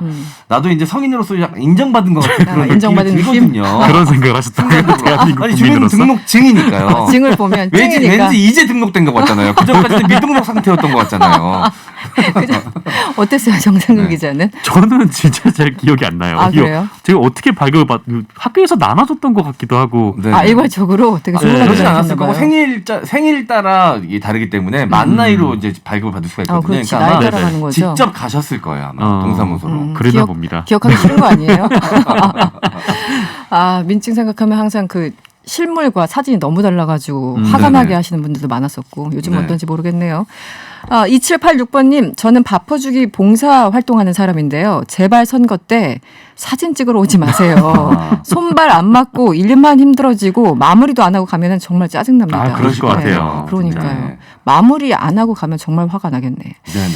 9636번님, 정세균 전 총리는 온화한 이미지와는 다르게 아래 부하들에게는 엄하다던데요. 이렇게 또 문자 주셨네요. 일하시는 스타일은 다를 수 있겠죠. 예. 그렇죠. 그리고 모두 화이팅 이런 아이디를 쓰시는 분이 안녕하세요. 이 시간 방송은 처음 듣습니다. 어디에나 계시는 MC 정원님 유비쿼터스예요. 네, MC 정원님. 방송계의 프레스트 건프라고. 짤짤이 쇼 화이팅. 아니 네. 명랑쇼 화이팅이 아니라 짤짤이 쇼 화이팅을. 네. 오늘 아침 9시에도 여기 TBS 하고 있었거든요. 네. 여기서 지금 거의 기거하고 있어요. 거의 등신대를 보는 기분이. 틀면 나와. 네. 알겠습니다. TBS에 아주 몸을 맡기고 계신 우리 네네. MC 장원 씨. 네. 근데 그 밥봉사 얘기 밥봉사. 하시니까 네. 저 그거 생각납니다. 저도 이제 행사를 많이 하면 지역 행사 같은 거 가면 앞줄에 한 2줄 정도는 정치인분들 앉으시거든요. 맞아요. 주로 지역 그렇죠. 정치인분들. 네. 근데 이제 본인들이 이제 중요하다고 생각되는 순서만 지나고 나면 싹 빠져나가세요. 맞아요. 그러면 이제 행사 분위기가 확 죽거든요. 네네. 그럼 그걸 다시 끌어올려야 되니까 저는 진행자 입장에서 맞아요. 너무너무 힘들었던 기억이 납니다. 왜냐하면 앞에서 뭐 제가 얘기하고 있거나 공연하고 있는데 쭉 빠져. 한꺼번에. 그 자리에서 네. 그 자리에서 제일 높으신 분이 나가시면 네. 그 뒤를 위해서 쫙 나가거든요. 이렇게. 그러니까요. 그런 것 좀 안 했으면 좋겠어요. 이제는. 의자를 들고 나가시던가 아무튼 너무 이제 팽개가지고. 네. 마무리할 시간입니다. 지금까지 MC 장원 씨 그리고 정상근 기자와 함께했습니다. 오늘 고맙습니다. 감사합니다. 앞서 국민의힘 이준석 대표 그리고 윤석열 예비후보 사이의 갈등에 대해서 저희들이 얘기를 나눴었는데요. 오늘 명랑 인터뷰에서는 윤석열 캠프 대변을 맡고 계시는 분 김병민 전 비대위원 전화 연결돼 있습니다. 안녕하세요. 예, 안녕하세요. 반갑습니다. 네, 반갑습니다. 네, 오랜만에 목소리를 듣습니다. 네. 네. 이 지금 난리가 났어요. 이 신지호 정무실장의 이른바 탄핵 발언과 관련해서 윤 전 총장이 이준석 대표한테 전화를 했다는 보도를 이제 저도 접했는데요. 예. 직접적인 유감 표시는 안 했습니까? 어떤가요? 이준석 대표와 윤석열 후보와의 전화 통화였기 때문에 네네. 그 내용은 사적인 전화였을 것이고 네. 이준석 대표와 윤석열 후보 두 사람만이 내용을 알 거라고 생각합니다. 네네. 일단 오후쯤에 이준석 대표와 통화를 하고 나서 전화를 걸었다라는 얘기는 전해 들었습니다. 그래서 두 분 간의 통화가 있었던 것은 사실이 확인이 됐고요.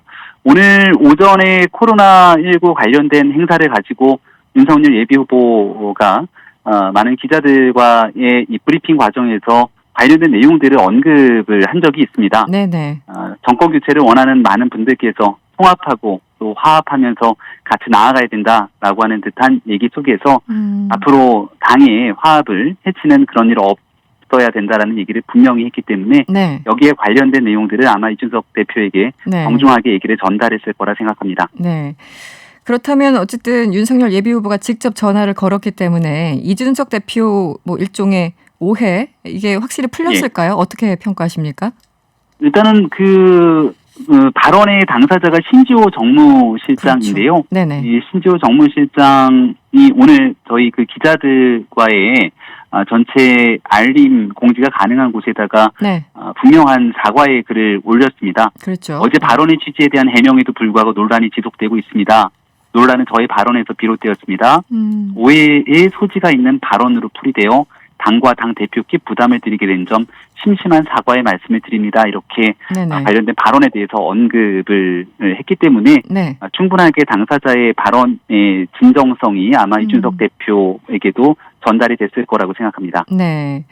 신지호 실장의 이제 스스로 이제 그 SNS 글과 SNS는 아니죠. 공지문과 윤 전 총장의 전화로 어느 정도 오해는 풀렸을 것이다 이렇게 기대를 하십니다. 그리고 네. 그 신지호 의원이 어저께 있었던 저 라디오 방송 저녁 방송이었던 걸로 알고 있는데요. 네네. 여기서 관련된 발언들이 있었지만 네. 이준석 대표를 향한 발언은 아니었다라고 또 분명하게 짚었고요. 네. 오늘 조금 전에 그 라디오 방송을 들으니 해당 그 전화 연결이었고 거기에 대담으로 참여했던 진중권 교수 같은 경우는 네. 그런 맥락이 아니었다고 또 진중권 교수가 같이 그 대화에 참여했던 인물로서 얘기를 했기 때문에 네네. 전체적인 오해 내용들은 충분하게 좀 풀릴 수 있지 않을까 생각합니다. 네. 그럼에도 불구하고 일각에서는 신주 실장 경질해야 된다 이렇게 주장을 하고 있고 물론 여기에 대해서 윤 전 총장은 지켜보겠다고 언급을 했고요. 예. 김재원 최고위원은 당 윤리위원회 차원의 처분을 촉구했고 또 최재형 캠프 전략본부장이죠. 박대출 의원도 명백한 해당 행위다. 여전히 이렇게 잡음이 이어지고 있어요. 어떻게 보십니까? 당 내에서 갈등이 조금 격화될 수 있는 부분들을 조금씩 한 걸음씩 뒤로 물리고 지금 이 순간 국민의힘에 기대하고 있는 당원들과 또 정권 교체를 바라는 국민들께서 바라는 점이 무엇인지 좀 생각할 때가 아닐까 싶습니다. 네. 지난 문재인 정부의 실정에서 정권 교체에 나서야겠다고 생각하는 많은 국민들의 목소리가 또 윤석열 전 총장에게도 실려 있고 국민의힘의 응원을 하고 있기도 합니다. 다 같이 좀 화합하고 협력하면서 부족한 부분들은 보완하면서 나아가야 된다고 생각을 하고요. 그런 측면에서 지금 후보들 간의 또 대통령 선거 경선이라 경쟁이 격화될 수밖에 없겠지만 현재 이루어지고 있는 여러 일들에 대해서 강력하게 잘못된 부분들에 대한 대여 투쟁이라든지 함께 협력할 수 있는 부분들에 저는 조금 더 초점을 맞췄으면 좋겠다는 생각입니다. 네. 사실은 그 7월 30일 입당하는 그 순간부터 그 이후에 이제 봉사활동 불참 문제 여러 가지 어떤 단서들 혹은 자국들 때문에 이준석 대표와 윤석열 예비후보 간에 좀 갈등이 있는 거 아니냐. 양측 간의 신경전 이 보도는 뭐 누구보다 많이 이제 보셨잖아요. 대변인께서. 어떻게 보십니까? 그 언론에서 그냥 만들어낸 갈등이다라고만 치부하기에는 여러 가지 사건들이 있었기 때문에. 네. 저는 작은 나무보다는 좀 숲을 봤으면 좋겠다는 생각입니다. 네. 아직 8월 중순이 채 되지 않았죠.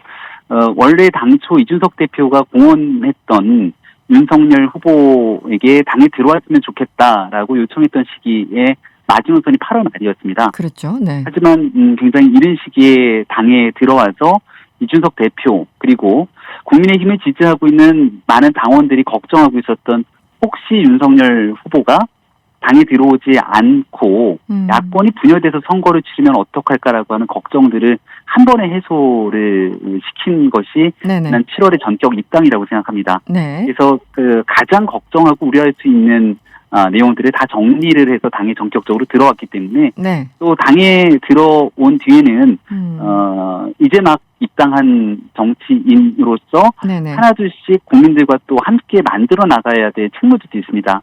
윤석열 후보가 당에 들어오면서 바깥에서 정치하기 기대했던 분들 입장에서는 조금 더 중도로 나갔으면 어떨까 이렇게 국민들과 함께 행보를 펼쳤으면 어땠을까 생각하는 분들도 꽤 있을 겁니다. 이른바 외연 확장. 네. 맞습니다. 예, 그런 분들의 마음을 담아서 우리 캠프에는 김경진 전 의원 같은 분도 합류를 같이 해 있고요. 그래서 국민의힘에 들어왔지만 외연 확장을 통해서 그동안 함께 국민들과 호흡해왔던 길들을 걸어가는 것도 매우 중요하거든요. 그래서 8월 말이 되면 국민의힘의 예비후보 등록이 이제 마무리가 되고 본격적인 경선 버스가 출발하게 됩니다. 지금은 경선 버스 정류장에 이제 버스를 타려고 다 같이 모여 있는 상황인데요. 버스에 탑승하기 전에 그동안 해왔던 일들을 차분하게 더 이어갈 수 있는 그 시간들이 8월 달에 윤석열 후보에게 이렇게 주어지는 것도 저는 당에서 충분하게 조금 더 배려의 시간이 있었으면 어땠을까라는 생각도 가집니다. 네.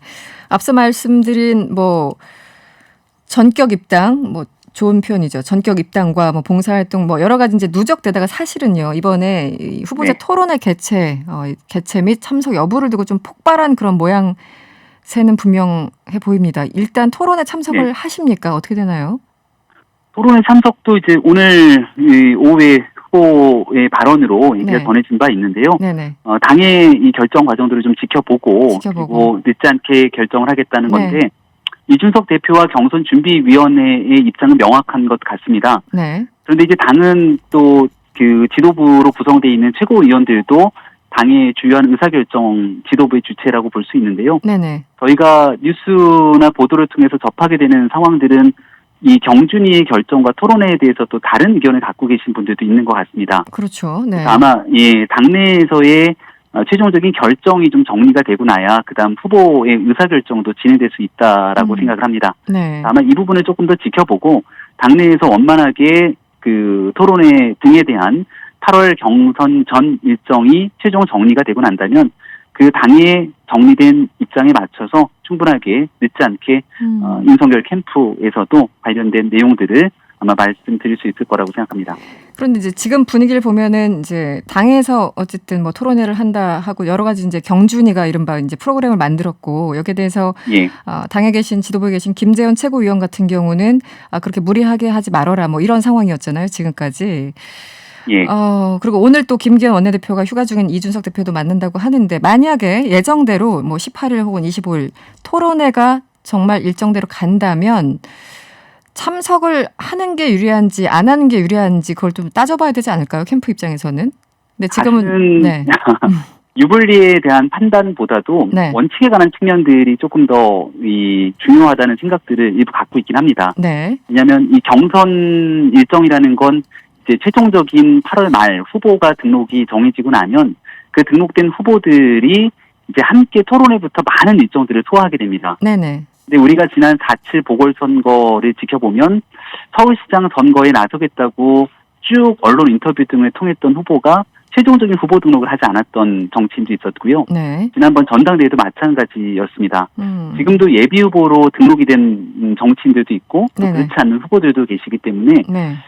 이 내용들이 8월 말 경선에 모든 후보들이 등록하고 나서 앞으로 치러지게 될 토론이 상당히 많이 있거든요. 네네. 거기에 얼마든지 같이 국민들께 좋은 모습을 보여드릴 수 있을 거라 생각하고요. 네네. 당의 공문을 확인해 보니까 13분의 후보를 가정해서 기획안이 짜여져 있는 걸 확인했습니다. 네. 네, 그 13분의 후보가 다 같이 모여서 한 100분 정도의 토론을 가지게 되면 네. 이 지켜보는 시청자분들이나 국민들께 이 모든 것들을 다 보여드리기에는 또 한계가 있을 수 있다는 개인적인 생각이 들기도 합니다. 네네. 그래서 후보 입장에서도 원칙에 관한 문제도 중요하고 두 번째는 이런 토론의 과정들이 국민의힘 전체가 화합하면서 긍정적인 시너지를 보여주는 게 초점이 맞춰져야 될 텐데 그런 고민들을 가지고 이 토론회를 어떻게 하면 좋을지를 깊이 검토하고 있습니다.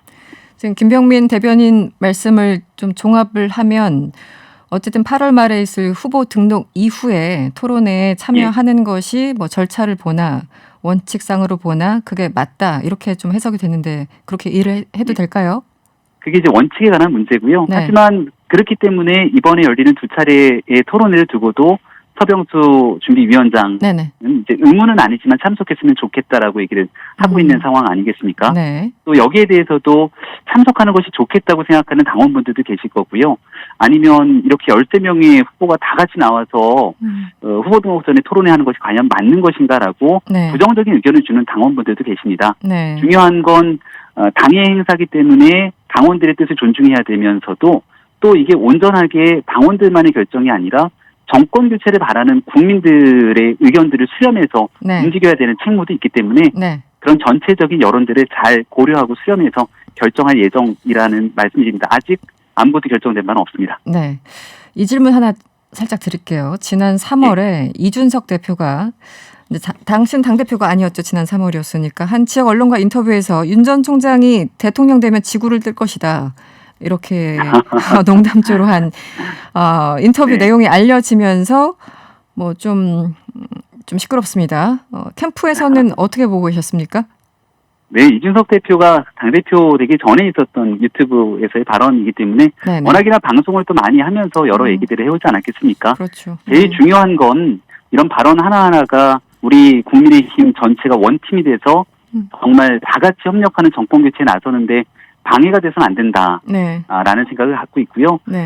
이준석 대표 누구보다 MZ세대의 전폭적인 지지를 바탕으로 이번에 당대표가 되지 않았습니까? 그 MZ세대가 바라는 가장 중요한 가치 중에 하나가 공정일 것이고 따라서 그런 이 유튜브 발언에서 언급되고 있는 것처럼 누군가에게 불공정하고 또 누군가에게 편파적인 그런 지도부의 모습을 보이는 것 아니냐라고 하는 우려에 대해서 저는 이준석 대표가 훌륭하게 당대표직을 수행할 거라고 생각하고요. 그래서 지금 이 순간부터 우리가 이제 민주당의 경선 과정이 너무 과열되는 모습들을 다 잘 지켜봤는데 이런 경선 국면이 이루어지더라도 과열보다는 서로 힘을 좀 협력할 수 있는 그런 대통령 선거 버스를 잘 출발시키는 하나의 좋은 걸음이 됐으면 좋겠다는 생각입니다. 네. 엄청나게 평가를 해주셨군요. 알겠습니다. 오늘은 여기까지 듣겠습니다. 고맙습니다. 예, 고맙습니다. 지금까지 윤석열 예비후보 캠프 김병민 대변인이었습니다. 전두환 정권 당시 여러 가지 조작 사건이 있었습니다. 그 가운데 대표적인 조작 사건, 이른바 구미 유학생 간첩단 사건 여러분들 많이 들어보셨을 겁니다. 그 피해자들이 무려 36년 만에 대법원에서 무죄 선고를 받았는데요. 오늘 인터뷰에서는 피해자 김성만 씨 직접 연결해서 이야기 나눠보도록 하겠습니다. 안녕하세요. 네, 안녕하세요. 네, 그동안 고생 많으셨습니다. 일단 축하드립니다. 네, 고맙습니다. 네. 자세한 얘기 나누기 전에요, 선생님. 그 구미 유학생 간첩단 사건 잘 모르시는 분들도 많이 계실 것 같아요. 네, 좀 네. 설명을 해주시면 어떨까요?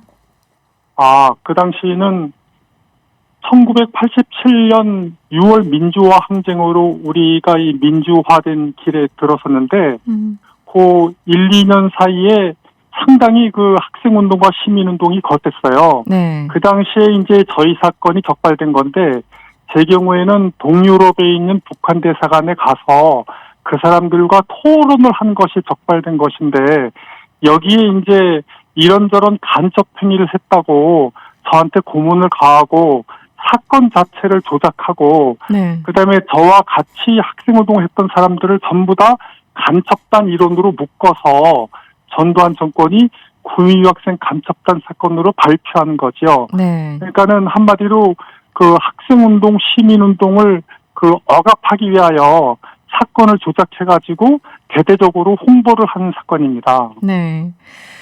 그래서 지금 그 선생님께서는 당시 사형을 선고받았고, 그리고 13년 2개월 동안 복역을 하신 거죠? 그렇습니다. 네, 이 사건으로 엄청나게. 그러니까는 네. 대법원에서 사형 확정 판결을 받았고요. 네네. 사형 확정수로서 2년 3개월을 지내다가 그 다음에 특별 감형을 받아서 무기징역이 됐고 토탈 13년 2개월을 복역하고 나왔습니다. 네. 사실 이제 과거의 기억을 떠올리는 것만으로도 굉장히 고통스러울 텐데요. 어쨌든 많은 시간 이제 고초를 겪으신 거잖아요. 네. 당시 뭐 떠올리기 어려우시겠지만 가장 큰 고통, 이게 어떤 어려움이 있었는지 좀 전달해 주시겠습니까? 그 당시요? 네, 당시에요. 네. 뭐 안기부에서 두드려 맞을 때에는 온몸에 살색이라고는 없었고요. 제가 고문을 참느라고 제 스스로 아랫입술을 깨물어서 아랫입술에서 피가 나오도록 그 힘든 그 과정을 겪었고요. 네네. 그 다음에 조작된 사건 내용으로 대법원에서 사형 확정 판결을 받은 다음부터는 2년 3개월 동안 사형 확정소 생활을 했는데, 네. 인혁당 사건은 그 다음날 그 관계자들을 전부 다 사형 집행해서 죽이지 않았습니까? 네네, 그렇죠. 그러니까 저 역시 이제 다음날부터 사형 집행이 될지 안 될지를 마음 졸이며 사는 그런 세월이었는데, 네네. 우리나라는 이 사형 집행을 미리 예고를 안 해줘요. 영화에서 보면은 언제 사형 집행된다 그러면 그 전날 뭐 목욕도 하고 옷도 단정하게 입고 하는데, 우리는 그냥 문을 따면은 나가서 죽는 건데, 네. 그게 사형 집행 날은 굉장히 조용합니다. 뭐 옆에서 사람이 죽어가고 있으니까는 그 구치소에 아무 소리도 안 들리는데, 단지 들리는 거는 사형수를 집행하기 위하여서 그 끌어내려고 네네. 교도관들이 10몇 명 정도가 그냥 한꺼번에 몰려다니는 그 집단적인 발자국 소리가 네. 저벅 소리가 나는데요. 그게 이제 점점 크게 들려오면은 제 앞으로 오는 거고, 네. 만약에 제 앞에서 그 발걸음이 멈추면 이제 끌려나가서 죽는 건데, 조금씩 작아지면은 다른 사람 끌어내려간 거고, 네. 그게 이제 한 30분 정도 지나면은 또 다시 시작됩니다. 한 사람 집행해가지고 그 죽는 거 확인하기까지 한 30분 걸리니까요. 네. 그 사형수 시절이 가장 힘들었다고 봐야죠. 네. 그 매 순간 고통스러운 그 불안한 상황을 2년 3개월 동안 네. 확정수 생활을 하신 거네요. 네. 그렇습니다. 그 석방 되기까지 과정도 굉장히 힘들었다고 들었고요. 일단 네. 석방 이후에 지난 2017년 구미 유학생 간첩자 사건 피해자들이 재심을 청구했습니다. 당시 네네. 재심 청구를 결심하게 된 계기를 좀 설명해 주시죠. 네. 저희 사건은 공소장에 당시에 나와 있는 것 자체가 네. 무슨 책방에서 책상과가 그냥 탐지한 걸로 되고 길거리에서 데모 구경한 게 무슨 탐지한 걸로 되고 이래서 간첩죄의 내용이 실체가 없어요. 네네. 그래서 이제 다시 재심을 청구하게 되었고 그다음에 저와 관련된 학생들은 제가 동유럽에 있는 북한 대사관을 방문했던 사실도 모르는데 그거를 다 듣고 다 같이 그 간첩 행위를 하자고 이렇게 모의한 것처럼 돼서 간첩단이 되었기 때문에 제 밑에 학생들 공범들도 다 재심을 해서 억울한 걸 밝혀야 되겠다고 이렇게 뜻이 모아져서 재심을 하게 되었습니다. 네. 그런데 재심이라는 게 사실은 이게 받아들여지는 것도 힘들고 그 과정도 굉장히 좀 오래 걸리셨잖아요. 네네. 2017년 당시 재심을 청구한 이후에 몇 년 동안 이 과정 속에서 가장 힘들었던 부분은 어떤 부분이었습니까? 제일 힘들었던 건 이제 재심 법정에서 다시 한번 저의 그 억울한 점을 진술해야지 되는데 과거의 사건이라는 거는 정말 30몇 년 동안 머릿속에 이렇게 딱 담아가지고 봉해놔서 조금도 그 기억이 새어나오지 못하도록 하면서 살았거든요. 너무 괴로우니까. 근데 재심 과정에서 그거를 이제 풀어 헤쳐나야 되는데 나 한 15분 정도만 생각하거나 서류를 읽어도 너무너무 가슴이 뛰고 막 힘들고 그래가지고 한 15분 읽은 다음에는 막 길거리를 돌아다니면서 마음을 진정하고 다시 보고 이런 식으로 과거의 사건을 이렇게 떠올리면서 진술하기가 정말 힘들었고 또 법정에서는 당시에 전두환 군사정권 하에 사건이란 재판이라는 건 뒤에 안기부 직원들이 쭉 앉아 있은 상태에서 제 진술을 듣는 건데 행사 여탈권을 자기네들이 쥐고 있다고 그러고 또 그게 또 사실이기 때문에 그 사람들의 비위에 어긋나는 말을 할 수가 없거든요. 법정이라고 하더라도. 근데 그 법정 기록을 다시 읽다 보니까 제가 안 지은 죄도 법정에서 지었다고 진술하는 그런 기록을 보면서 그때의 제 자신이 너무 불쌍하고 그래가지고 며칠을 또 울기도 하고 그랬어요. 재심이라는 게 그 옛날 사건, 그 과거의 기억, 힘들었던 기억을 다시 되살리면서 법정에서 다시 하나하나 살피고 이렇게 한다는 것이 그것 자체가 굉장히 힘들었습니다. 지난 2020년 그러니까 작년이었군요. 재심 1심에서 선생님께서 35년 만에 무죄 판단을 받으셨어요. 그런데 참 이해가 안 되는 건 당시 검찰 측에서 김성만 선생님 그리고 양동화 선생님 두 분에게 항소를 했지 않습니까? 그렇습니다. 그 이유가 뭔가요? 제 경우에는 한 대사관을 방문해서 그 사람들하고 토론을 했고 그 다음에 여행 경비를 지원을 받았는데 그리고는 검찰 측에서 그 외에 저희 어떤 간첩 활동이든 아니면 북을 이롭게 하기 위한 활동이든 아니면 우리나라의 자유민주주의를 해치기 위한 활동이든 이런 거를 하나도 재심 과정에서 제시를 하지 못했어요. 증인을 20명 넘게 불러가지고 다 해봤지만 전부 다 조작일 뿐이기 때문에 제시를 못했으니까 단지 북한 대사관을 간 것, 그 다음에 그 여행 경비로 금품을 받은 것, 이 두 가지만 가지고 이것은 죄를 물어야 된다 해서 항소심으로 넘겼는데 항소심에서도 역시 그것은 인정이 된다고 하더라도 어떤 범죄 행위가 전혀 없기 때문에 검사 측으로부터 제출된 입증된 범죄 행위가 없기 때문에 무죄를 유지한다고 그랬고 상고심에서도 역시 검사의 상고를 기각한 거죠. 어쨌든 당시도 검찰의 판단이 잘못된 건 당연하고요. 이번에도 역시 잘못된 판단이었군요. 선생님 지난 7월 29일 목요일에 대법원에서 상고를 기각한다. 이 한 문장을 듣기 위해서 그렇게 오랫동안 싸우신 거잖아요. 많은 생각이 드셨을 텐데 어떠셨나요? 제가 인생의 대부분을 이 간첩이라는 굴레 속에서 살았어요. 술자리에 가도 농담 삼아서 쟤는 간첩이야 이러면서 술을 먹으니까 그런 자리에 가고 싶겠습니까? 네네.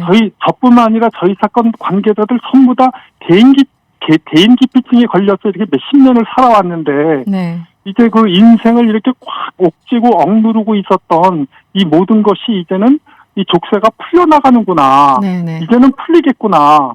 이런 생각이 들었습니다. 네. 알겠습니다. 그동안 너무 말로 표현하기 어렵지만 고생 많이 하셨고요. 어쨌든 네네. 늦었지만 축하를 드립니다. 오늘 고맙습니다. 네, 감사합니다. 네, 지금까지 구미 유학생 간첩단 피해자 김성만 씨와 이야기 나눠봤습니다. 네, 저희들이 준비한 내용은 여기까지입니다. 명랑시사는 내일 저녁 6시 10분에 찾아오겠습니다. 편안한 저녁 되시고요. 지금까지 이승원이었습니다.